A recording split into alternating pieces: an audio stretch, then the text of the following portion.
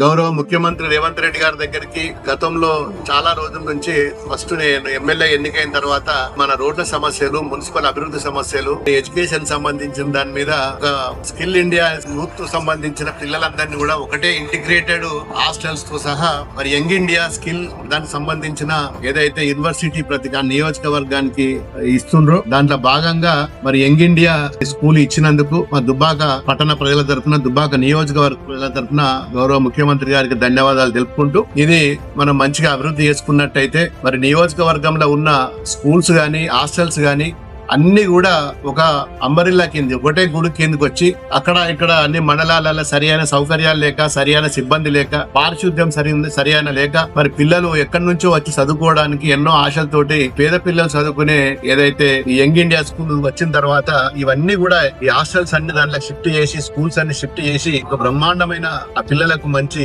Infrastructure ఇచ్చి కట్టించిన ఈ స్కీమ్ బాగున్నది. దీన్ని సద్వినియోగం చేసుకోవాలి, అందరూ కూడా దీన్ని సహకరించవలసిందిగా కూడా నేను పట్టణ ప్రజలను, అందరిని అధికారులను కూడా మరి ముందుండి త్వరితగతిలో పూర్తి చేయాలని చెప్పి కూడా నేను వాళ్ళని రిక్వెస్ట్ చేస్తున్నా.